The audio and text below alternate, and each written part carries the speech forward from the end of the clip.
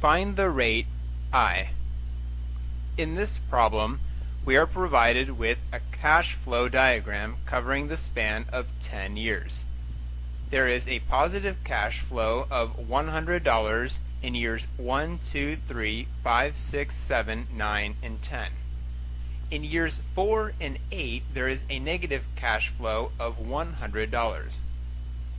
The dotted line on the arrow for the present worth value represents an equivalent value. This means that a positive cash flow at the beginning of year 1 of $433 is equivalent to the sum of all positive and negative cash flows for the following years. The question asks us to find the rate of return I, for which this equivalency holds true. To begin, we'll write an equation for the present worth P as a function of the positive and negative cash flows in the following 10 years. To do this, we could add the contribution from the first term and add that to the contribution from the second term plus the contribution from the third term minus the contribution from the fourth term and continue that trend for all 10 terms. However, it may be easier to view the cash flow as an annual cash flow of positive $100 for all 10 years in addition to two $200 negative cash flows at the end of years 4 and 8.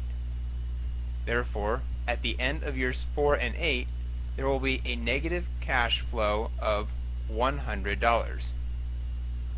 To solve this problem, it will be easier to use the top cash flow diagram, which we'll call the modified cash flow diagram, because we can write out an equation for the present worth, P, only using 3 terms, which is a much more condensed and easier to work with. Since we know the present worth equals $433, the only unknown variable in our equation is the rate, I. From the problem statement, we know the rate will either be 7%, 8%, 9%, or 10%. We'll guess one of the two middle solutions, say 8%. Using the discount factors for 8%, we'll calculate the present value, P, and compare that value with our known value of P, $433.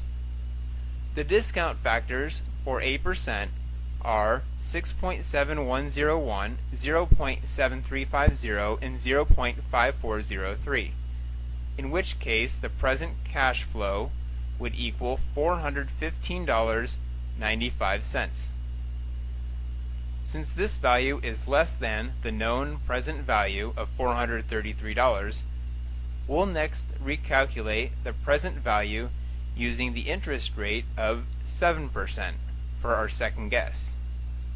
When I equals 7%, the discount factors equals 7.0236, 0.7629, and 0.5820, in which case the present value cash flow would equal $433.38, which matches the given present value to the nearest dollar, and is a closer present value than would be produced by the other 3 interest rates. When reviewing the possible solutions, the correct answer is A.